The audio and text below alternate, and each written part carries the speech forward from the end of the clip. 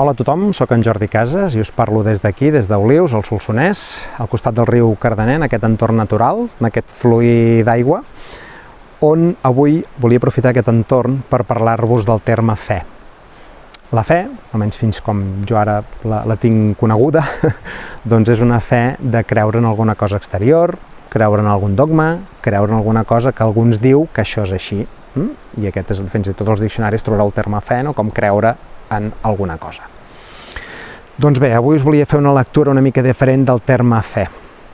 Com sabeu, un dels meus referents és l'Emilio Carrillo i la seva dona, la Lola Rumi, han estat treballant molt aquest tema i ens expliquen que el terme en origen, quan volien referir-se a fe, en grec, que és com es va escriure els escrits en aquell moment, era la paraula pistis. Pistis. Aquesta paraula, amb diferents papes i concilis i evolucions que ha fet l'Església Catòlica, l'ha anat traduint fins al que avui en dia coneixem com a fe. Però en origen el terme que s'utilitzava en el moment de Jesús doncs era pistis. I pistis què vol dir en grec? Vol dir tres coses. Vol dir confiança, vol dir compromís i vol dir perseverança. Confiança en què?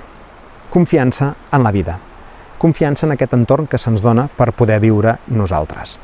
Confiança en què se'ns proveirà el que necessitem. Confiança en que les coses passen per algun motiu, que les coses tenen alguna raó de ser, que les casualitats no existeixen, que són causalitats, tenen algun motiu. I em direu, Jordi, para, perquè la vida ens posa situacions que evidentment són dures, són traumàtiques, són doloroses per nosaltres. I és així. Jo crec que tots tenim en ment fàcilment situacions complicades de la vida. Però aquestes situacions complicades de la vida també tenen un motiu i que no ens ha d'impedir confiar en la vida. Habitualment el terme amb què es coneixen, no? Es diu com noche oscura del alma, en castellà. En català pot ser una nit fosca. Són moments crítics de la nostra vida, dolorosos, que hem d'afrontar i que hem de transcendir en aquell moment. Tots tindreu almenys situacions d'aquest tipus. Pot ser doncs, des de funció de certs propers, problemes de parella, problemes de salut greus, problemes laborals, problemes amb altres persones, etc. Doncs tot això són situacions que evidentment ens arriben, però són situacions que ens porten a algun aprenentatge, o almenys aquesta és l'objectiu o el que n'hem d'aconseguir extreure'n, que no és fàcil. I llavors el que dic és que quan ens arriba aquesta situació, el que hem de fer és afrontar-la. En aquell moment l'hem de viure, l'hem de sentir, demanant ajuda amb qui sigui, plorant, passant el recorregut que en aquell moment millor sapiguem passar, buscant el suport de qui calgui. Tot el que sigui oportú, que nosaltres creguem oportú fer en aquell moment. Un cop ha passat aquesta situació, i el temps aquí ens ajuda, intentem veure què ens està portant aquella situació, què ens està dient aquella situació. I aquí és on entreiem un aprenentatge interessant. Passa per algun motiu i moltes vegades el que ens fa és, ens ajuda o ens obliga a confrontar-nos a nosaltres mateixos i dir, bé, què estic fent malament? Què m'està dient aquesta situació? Potser alguna cosa que no estic afrontant? I aquí això és molt personal i cadascú ha de fer d'aquesta feina d'intentar extreure en aquest resultat. Aquesta lliçó de vida, no? El que no podem fer és quedar-nos en la desgràcia constant. Ai, pobre de mi, sóc un desgraciat, només em passen problemes, això sí que no ens portarà realment enlloc. Hem d'intentar superar aquesta part i anar cap a lo que és la part d'aprendre'n, no? I de treure'n un aprenentatge. I això és el que ens ajudarà a tornar a confiar en aquesta vida. Moltes vegades, quan la vida ens tanca una porta, ens n'obrirà una altra. Quan un camí no l'hem de transitar és perquè n'hem de transitar un altre. O que d'aquella situació que tenim en traiem un aprenentatge i puguem seguir endavant. Potser molts de vosaltres, a partir de situacions complicades, heu conegut a gent que no hauríeu conegut, heu començat a fer alguna activitat que no hauríeu fet abans. En fi, cadascú aquí pot posar infinitat d'exemples.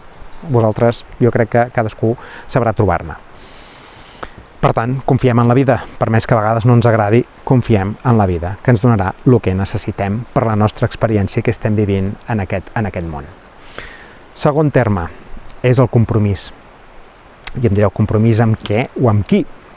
Doncs el compromís és amb nosaltres mateixos. Compromís amb nosaltres.